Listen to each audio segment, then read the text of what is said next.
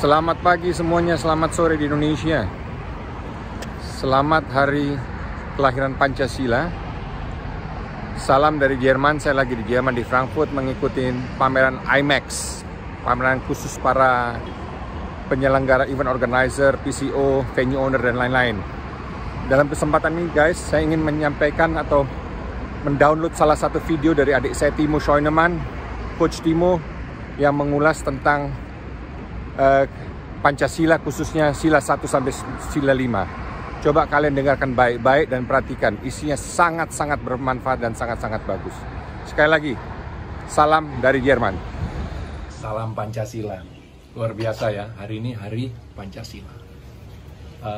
Saya mau share sedikit tentang Pancasila, bagaimana Pancasila itu luar biasa. Dari sisi pemilihan kata, dari sisi nilainya tentu saja, tapi juga dari sisi penempatan sila-silanya. Ya, ini pandangan saya sendiri, interpretasi saya sendiri, karena dimulai dari dulu saya suka salah antara sila kedua sama sila keempat, suka tertukar gitu kan. Jadi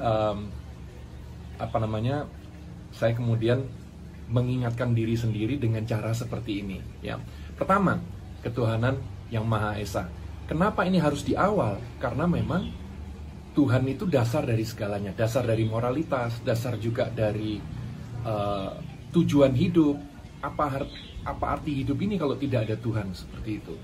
Nah, kemudian yang saya suka juga adalah pemilihan kata Esa. Bisa diinterpretasikan oleh masing-masing kepercayaan dengan cara mereka sendiri-sendiri.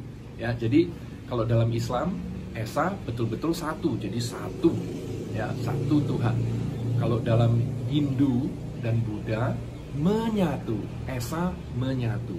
Kalau dalam kekristenan, Esa diartikan kesatuan. Jadi betul-betul pas ya untuk semua kepercayaan yang ada di Indonesia. Luar biasa. Kemudian kemanusiaan yang adil dan beradab. Kenapa harus di sila kedua? Jadi dari Tuhan langsung berbicara tentang manusianya. Manusianya kalau mau adil dan beradab harus dekat sama Tuhan. Makanya sila kedua harus berada dekat dengan sila pertama. Kemudian baru kita berbicara kalau manusianya sudah adil dan beradab, ya. Karena dekat dengan Tuhan. Kalau tidak adil dan tidak beradab berarti nggak dekat dengan Tuhan dong. Kalau misalnya dekat dengan Tuhan, merasa dekat dengan Tuhan tapi tidak adil dan beradab, waduh, ada yang salah ini, gitu kan. Nah, kalau sudah adil dan beradab, kita bisa berbicara tentang nomor 3, persatuan Indonesia. Karena kalau tidak adil, tidak beradab, waduh, sulit menyatukan, gitu kan, kepentingan masing-masing agama, masing-masing suku dan pulau-pulau yang begitu luar biasa banyak di Indonesia.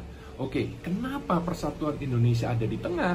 Ya, betul-betul nomor 3 kan, 2 di kiri, 2 di kanan, gitu kan. Karena menyatukan, persatuan Indonesia bukan hanya menyatukan Pancasila, ya, berada di tengah gitu ya, cocok.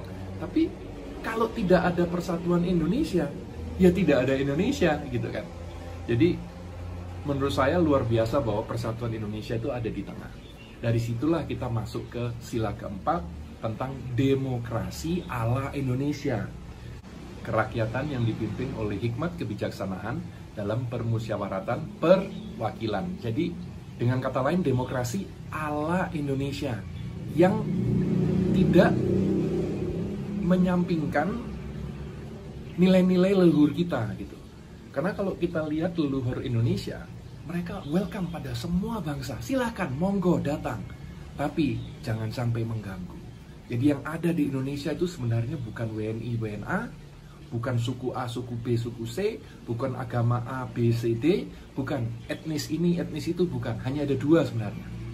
Orang-orang yang membantu Indonesia membangun, atau orang-orang yang merusak Indonesia, mengganggu Indonesia. Hanya ada 2 macam orang di Indonesia. Dari situ kita masuk ke sila kelima, keadilan sosial bagi seluruh rakyat Indonesia.